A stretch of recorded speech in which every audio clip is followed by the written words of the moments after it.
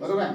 म्हणजे जेव्हा तुम्ही गरोदर राहिल्या होत्या त्यावेळेस सगळ्या सेवा तुम्ही गरोदरपणाच्या आपल्या आरोग्यावर घेतल्या होत्या. आणि डिलिव्हरी पण बहुतेक लोकांनी आपल्या लेडी मध्ये किंवा जीएमसी मध्ये किंवा आपल्या पीएससी मध्ये केली असणार, आहे की नाही. प्रायव्हेट मध्ये काही लोकांनी केली असेल पण कमी असतील लोक ते. तर आता सांगायचं तात्पर्य असं आहे की आता हे जे आपल्या आरोग्याची टीम आहे, ANM, आमचे MPW, आमचे CHO, आमच्या आशाताई, आमच्या अंगणवाडी सेविका, ह्या तुमच्या गावाच्या भल्यासाठी इथं नेमून दिलेल्या आहेत. म्हणजे तुमच्या आरोग्याची काळजी त्यांनी घ्यायची असते आणि घेतात ते काळजी तुमच्या आरोग्याची, बरोबर आहे. जसं आता काही तुम्हाला साथीचे रोग पसरू नये म्हणून काही बाकीच्या गोष्टी करायच्या असतात. आपल्या विहिरीमध्ये ब्लिचिंग पावडर टाकणे वगैरे काम करतात, ते पण टाकतात. त्यामध्ये वेळोवेळी तपासण्या करतात तुमच्या, ते पण करतात. काही साथ आली तर साथ रोगावरती पण त्या प्रभावीपणे काम करतात. अशा प्रकारे सगळ्या प्रकारचं काम ते त्या ठिकाणी करतात. आता विषय असा येतो की लसीकरणाचं पण सुद्धा आपलं काम खूप चांगलं आहे. आपल्या लहान बालकाचं लसीकरण कोण करते? हीच टीम आहे आमची, हीच टीम आहे. आमच्या ह्याच आरोग्य सेविका आहेत, हेच आमचे आरोग्य सेवक आहेत, ह्याच आमच्या आशाताई आहेत, ह्याच आमच्या अंगणवाडी सेविका येतात आणि तुमच्या बालकांचं लसीकरण सुरक्षितपणे पार पाडतात. आणि सर्व लसी आपल्या आरोग्य विभागाच्या सुरक्षित असतात. आणि ह्या लसी ज्या असतात ह्या प्रमाणित केल्या असतात, WHO ने प्रमाणित केल्या असतात, शासन स्तरावर पूर्ण मान्यता भेटलेली असते आणि त्याचं पूर्ण संशोधन करून त्या लसी आपल्याला सुरक्षित आहेत असं जेव्हा माहिती होते, असं जेव्हा संशोधन केलं जाते, त्याच वेळेस त्या लसी आपल्याकडे बालकांना किंवा ANC ला, गरोदर मातांना त्यांना देण्याकरता मार्केटमध्ये किंवा आपल्या PSC ला उपलब्ध होतात. आता अशीच एक लस आपल्याकडे आलेली आहे जी आहे गर्भाशय मुखाच्या कर्करोगावर. तर गर्भाशय मुखाचा कर्करोग किती लोकांनी ऐकलेला आहे? कोणाला माहिती आहे गर्भाशय मुखाचा कर्करोग असतो? गर्भपेशीचा कॅन्सर. गर्भपेशीचा कॅन्सर होता ना. तर स्त्रियांना हा गर्भपेशीचा कॅन्सर असतो. हा जगामध्ये 2 नंबरचा कॅन्सर आहे. जेवढे कॅन्सर होतात त्या कॅन्सरमध्ये सर्वात मोठा कॅन्सर असतो एक ब्रेस्टचा कॅन्सर, म्हणजे स्तनाचा कॅन्सर. आणि त्यानंतर दुसऱ्या क्रमांकाचा कॅन्सर म्हटलं म्हणजे गर्भाशय मुखाचा कर्करोग. हा स्त्रियांना होणारा सर्वात मोठा आजार आहे. आता हा जो आजार आहे हा आपल्याला झाला हे आपल्याला लगेच नाही कळत. म्हणजे आपल्यापैकी किती लोकांना गर्भाशय मुखाचा कॅन्सर आहे आपण सांगू शकत नाही, है ना. तर हा जेव्हा आपल्याला समजतो किंवा माहिती पडते तेव्हा आपली वेळ बरेच निघून गेलेली असते. तो सेकंड स्टेजला किंवा थर्ड स्टेजला किंवा कधी कधी 4थ्या स्टेजला माहिती पडतो. तोपर्यंत तो आपल्याला झाला हे कळत नाही. मग आता जेव्हा 4थ्या किंवा 3ऱ्या स्टेजला कळतो, माहीत पडतो आपल्याला, त्यावेळेस तिच्यावरती इलाज नसतो. त्यावरती इलाज असतो दवाखान्यात भरती होणे आणि ती ट्रीटमेंट घेणे, किमोथेरपी घेणे वगैरे वगैरे, ठीक आहे. आणि ती ट्रीटमेंट महागडी असते. आता या सगळ्या जाचातून आपल्या महिलांना मुक्त करण्यासाठी काही शास्त्रज्ञांनी लस शोधून काढली. हराल्ड झुर हाउसन नावाचे जे शास्त्रज्ञ आहेत, जर्मन शास्त्रज्ञ, त्यांनी 2000 जवळपास 6 मध्ये ही लस शोधून काढली. 2006 मध्ये लस शोधून काढली आणि 2008 मध्ये त्यांना त्याचं चांगलं काम केलं म्हणून नोबेल पारितोषिक भेटलं. कारण इतक्या महिलांचे प्राण वाचवणं म्हटलं म्हणजे चांगलं काम केलं आहे का. दरवर्षी जगामध्ये जवळपास जेवढे कॅन्सर होतात त्यापैकी 70% कॅन्सर हे गर्भाशय मुखाचे कॅन्सर असतात आणि त्यापैकी 20% जे गर्भाशय मुखाचे कॅन्सर असतात झालेले त्या महिलांना आपले प्राण गमावे लागतात. आणि मग त्यांना वाचवण्याकरता ही जी लस शोधून काढलेली आहे ही लस खूप प्रभावी आहे आणि गर्भाशय मुखाच्या कर्करोगापासून ते त्या महिलांना परावृत्त करेल म्हणून चांगली लस आहे, म्हणून त्यांना त्याचा नोबेल पारितोषिक सुद्धा भेटला आहे त्यांना, ठीक आहे. आणि मग ही लस 2006 पासून पूर्ण मार्केटमध्ये आली. काही देशांनी ते तेव्हापासून अवलंब करण्यास सुरुवात केली आणि आता पण जवळपास लाखाच्या वरती 40 लाखाच्या वरती महिलांनी ती लस घेतलेली असेल, है ना. आणि आपल्याकडे ही लस आलेली आहे 2026 मध्ये, मार्च 2026 मध्ये ही लस आलेली आहे. आता याच्याकरता त्यांनी वयोगट निवडला.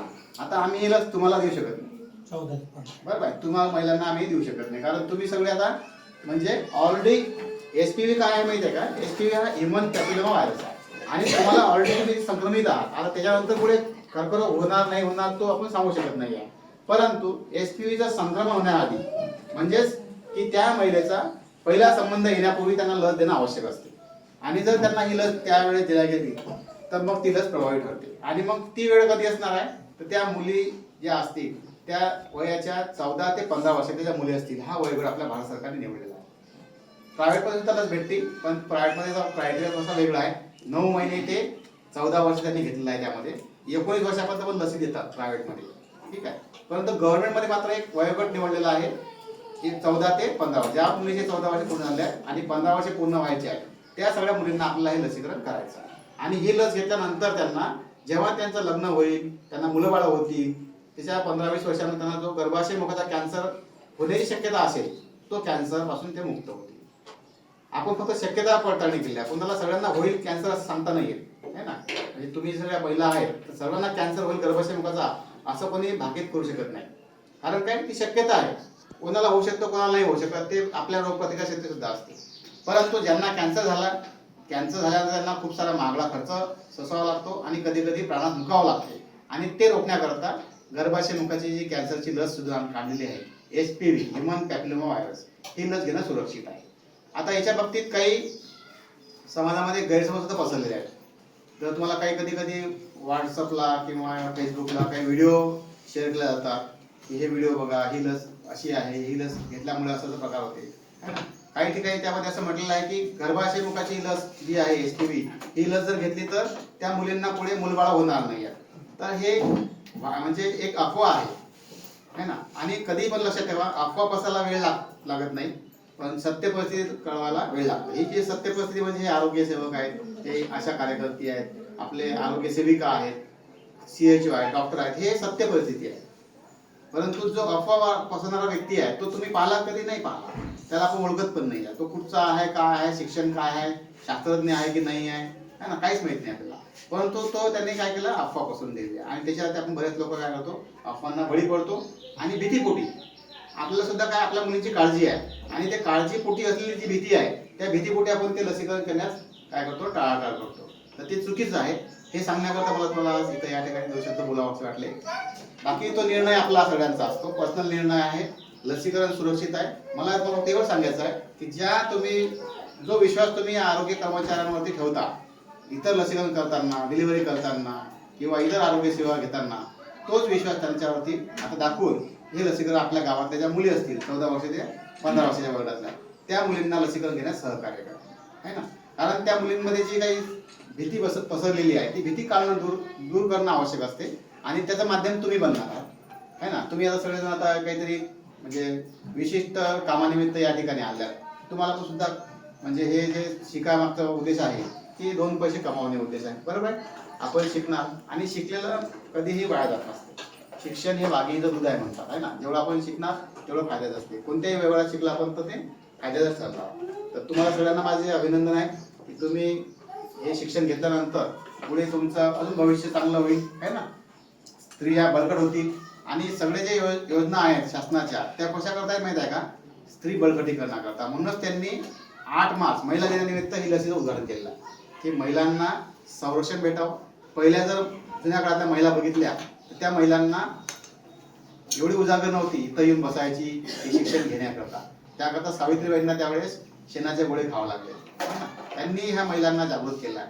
तर आपल्याला सुद्धा काय करायचं आहे, या महिलांना जागरूक बनवायचं आहे, जागरूक ठेवायचं आहे. आणि जो काही भ्रम, भीती किंवा जे काही अफवा असतील त्या दूर करायच्या आहेत आणि या आरोग्य सेवेवरती विश्वास ठेवून ते लसीकरण पूर्ण करायचं. सर, जसं तात्पर्य सांगा ना, जसं आपण जन्मापासून मुलांना 5 वर्षापर्यंत लसी देतो, हो, तसंच आपण 14 ते 15 वयोगटातल्या मुलींना ते लस महत्वाची आहे असं सांगा. बरोबर आहे.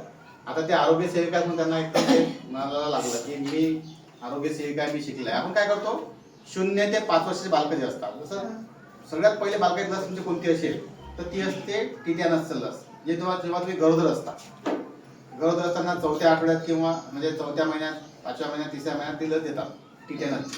ती लस असते त्या बाळाची पहिली लस, जेव्हा की बाळ अजून जन्माला पण यायचा, है ना. आणि बाळ जन्माला आल्यानंतर पहिली लस त्याची असते हेपॅटायटिस B म्हणजे कावीळची लस असते, पोलिओचा डोस असते आणि एक असते व्हिटॅमिन K इंजेक्शन असते आणि OPV पोलिओ. तर ह्या लसी असतात. आता ह्या लसी काय करतात, म्हणजे कावीळपासून संरक्षण करतात, पोलिओ होणार नाही पोलिओपासून संरक्षण करतात, है ना. आणि व्हिटॅमिन K आहे, त्या बाळाला पुढे काही प्रॉब्लेम होऊ नये, ज्याच्या डिलिव्हरीनंतर काही रक्तस्राव वगैरे म्हणजे रक्ताचा जो स्राव होतो तो स्राव रोखण्याकरता मदत करतात. अशा खूप साऱ्या लसी असतात. त्याच्यापुढे 1.5 महिना, 2.5 महिने, 3.5 महिने, 9 महिने, मग 16 महिने, मग 5 वर्ष अशापर्यंत लसी असतात. ह्या सगळ्या लसी जर पाहिलं तर जवळपास 14 ते 15च्या जीवघेण्या आजार आहेत. डिप्थेरिया म्हणजे डांग्या खोकला, घटसर्प, त्याच्यानंतर आहे धनुर्वात, त्याच्यानंतर गोवर आहे, पोलिओ आहे, ह्या त्या लसीपासून संरक्षण होते. आणि मला असं वाटतं की ह्या आरोग्य सेवेने ह्या लसी दिल्यामुळेच आता तुमच्या गावामध्ये कोणी घटसर्पाने मरत नाही, कोणतेही बालक दगावत नाही, कोणतंही बालक तुमचं पोलिओ झालेलं तुम्हाला आढळत नाही. आहे का कोणी गावामध्ये पोलिओ झालेलं बाळ? मोठे वयस्कर असतील त्यांना पोलिओची लस भेटली नव्हती, कारण तेव्हा पोलिओची लसच नव्हती. ते खूप सारे प्रमाण वाढलं होतं, त्याच्यावरती संशोधन केलं मग पोलिओची लस आणली. म्हणून आज आपल्याकडे आपल्या गावामध्ये कोणीही पोलिओ झालेलं दिसत नाही, म्हणून आपल्या गावामध्ये कोणीही घटसर्पाने मरत नाही, म्हणून आपल्या गावामध्ये कोणीही डांग्या हुकलाने मरत नाही, म्हणून आपल्या गावामध्ये कोणीही गोवरच्या आजाराने मरण पावत नाही. गोवरचा आजार होऊ शकतो, लस घेतल्यावर सुद्धा गोवरचा आजार होतो, आम्ही पाहिलं आलो, परंतु त्यांना जीवघेण्या आजारांना सामोरे जावं लागत नाही, है ना. आणि तो सुद्धा आमचा काय होत आहे की काही मुलं त्याचे सुटत असतील, काही सगळ्या मुलांना लसीकरण होत नसेल म्हणून तो सुटत असेल, परंतु आम्ही आमचा 100% आम्ही प्रयत्न करतो की गावामध्ये एकही बालक लसीकरणापासून वंचित राहिलं नाही पाहिजे, है ना. काही गावामध्ये फिरस्ती लोक असतात, म्हणजे या गावातून त्या गावात, त्या गावातून त्या गावात, ते आमची हायरिस्क पॉप्युलेशन असते. आम्ही त्यांना सुद्धा शोधतो, त्यांना सुद्धा आम्ही समजावून सांगतो, त्यांचं पण आम्ही लसीकरण करतो. म्हणजे लसीकरणामुळे काय केलं आहे की लसीकरणाच्या अभावी जे होणारे आजार आहेत ते सगळे टाळता येणारे लसीकरणाचे जे आजार आहेत ते लसीकरणाने आम्ही काय करतो त्यांना आजार टाळतो. तर तशाच धर्तीवरती आता आपल्याला हे 14 ते 15 वर्ष वयातल्या मुलांना ही HPV लस द्यायची आहे, ठीक आहे. अजून कोणाला बोलायचं आहे काही? बरं आहे, ताटे सरांनी जे सांगितलं, माझं असं म्हणणं आहे तुमच्या घरात जर 14 ते 15 वर्षाचे लाभार्थी असतील तर तुम्ही आवर्जून त्यांना पाठवा. पण तुमचे शेजारी किंवा कोणी नातेवाईक, कोण्या गावाला अजून नातेवाईक असतील त्यांना फोन लावून सांगायलाच कामाचे आहे, पण जेणेकरून लग्न झाल्यानंतर त्यांना या आजारापासून मुक्तता भेटेल. गर्भाशय मुखाचा कॅन्सर होणार नाही. कोणी नातेवाईक असते बाहेर गावला, फोन लावून सांगायचं घेऊन घ्या मला सांगा. आणि तुम्ही जे करणार आहेत ते काय माहिती आहे का, पुण्याचं काम असणार आहे. कारण जो एखाद्या मनामध्ये गैरसमज पसरला असतो तो गैरसमज काढणं है ना, तो काढणं खूप महत्वाचं असतो. जसं आपल्या घरासमोर एक नाली वाहते, बरोबर आहे. जर नाली वाहते आणि नाली जर आपण तिथं जर काही एखादा कचरा अडकला असेल, है ना, काल परवा पाऊस आला होता, मग त्या ठिकाणी जर काही कचरा अडकला काय होतं, त्या ठिकाणी ते नाली त्या ठिकाणी ओव्हरफ्लो होते किंवा इकडून तिकडून व्हायला लागते. तुम्ही जर जाऊन त्या ठिकाणचा कचरा काढला व्यवस्थित तर काही नाली सरळ व्हायला लागते, बरोबर आहे. आपल्याला हेच काम करायचं आहे, लोकांच्या मनात जो गैरसमज काढायचा आहे, जो काही भरलेला आहे गैरसमज तो काढून त्या अफवांवर विश्वास न ठेवता याच्यावरती लसीकरणावरती विश्वास ठेवायचा आहे आणि लसीकरण करून त्या मुलींना सुरक्षित करायचं आहे. आणि जर भविष्यात त्यांना कॅन्सर होणार नसेल आणि त्याला कारण तुम्ही असणार की तुम्ही त्यांना त्याच्या मनातलं जे गडूळ आहे किंवा जे काही अफवा आहे ते काढून टाकली असणार, तर ते जो पुण्याचा लाभ आहे तो तुम्हाला मिळणार आणि मलाही मिळणार. तुम्हाला मिळणार म्हणजे तुम्हाला मी सांगितलं त्यामुळे तो माझ्या पण खात्यात पडणार आहे, माझा काही कोण रोखणार नाही आहे की नाही. आता बऱ्याचशा अशा बाया तुम्ही तुमच्या घरात या वयोगटाचा लाभार्थी नाही आहे, पण साहेबांनी जे सांगितलं त्या आजारापासून काय फायदा आहे, त्या इंजेक्शन पासून, हे तुम्ही आजूबाजूच्या लोकांना सांगू शकता. आहे ना सर, इथे 2 मुली आहे किंवा नातेवाईकाला आहे ना, आई आहे स्वतः त्याच्या. आई आहेत, कोण कोण आहेत तुमच्या? हे ज्योती आहे, अष्टशी. किती वर्षाची मुलगी आहे तुमची? 14 वर्ष. पूर्ण झाली? नाही, पूर्ण व्हायची आहे अजून? 14 चालू आहे. 14 चालू आहे, म्हणजे पूर्ण व्हायचं अजून. जन्मतारीख किती यायची? 11 मध्ये 2011 मध्ये आहे. मग 14 वर्ष पूर्ण झाली जाईल. पूर्ण झालेलं आहे, 15 लागलेलं आहे. 15 चालू आहे तिला, घेऊ शकता ना. तर तिला लसीकरण घेऊ शकते नाही, द्यायचं आहे. गैरसमज जो आहे तो काढून टाका. काही गैरसमज असेल तुम्हाला तर तुम्हाला विचारा, क्लिअर करा, है ना. अधिक कोणाची मुलगी आहे? अधिक कोणाची मुलगी आहे? तुमची मुलगी. सांगा काय गैरसमज आहे? जन्मतारीख किती आहे तिची? 17/10. 11 मधलीच आहे. 11 मधलीच आहे. ती पण 14 वर्षाची पूर्ण झाली आहे, 15 वर्ष चालू आहे की नाही. तर तिला पण लसीकरण करून घ्या. आणि काही जर शंका असेल, कुशंका असेल, गैरसमज असेल तर मला विचारा, तुमच्या डॉक्टरांना विचारा. तुमच्याकडे मोबाईल आहे, तुम्ही बरेचसे लोक मला वाटते मोबाईल पाहतात. आता मी पाहता त्या ताई मोबाईल पाहत आहे. तर मला असं वाटतं की तुम्ही सगळे लोक मोबाईल चांगल्या प्रकारे हाताळता. तुम्ही युट्यूबचा व्हिडिओ न बघता तुम्ही गुगलला विचारा की गर्भाशय मुखाच्या कर्करोगावरती कोणती लस उपलब्ध आहे. विचारा, आता विचारा, तुम्हाला त्याचं उत्तर मिळेल. विचारा, गुगलला विचारा, विचारा गुगलवर टाका ना. तुमच्या इकडे आहे, लक्ष. अरे नाही विचारा, तुमच्या इकडे आहे, डोळे. नाही खरंच विचारा. त्या गुगल मध्ये जा आणि तिथं विचारा की गर्भाशय मुखाच्या कर्करोगावरती कोणती लस उपलब्ध आहे. शंकाचं निरसन करायला पाहिजे आपण. युट्यूब नाही पाहिजे. युट्यूबला कसं असते, युट्यूबला कोणी काही सांगू शकते, पण गुगलला जे सांगते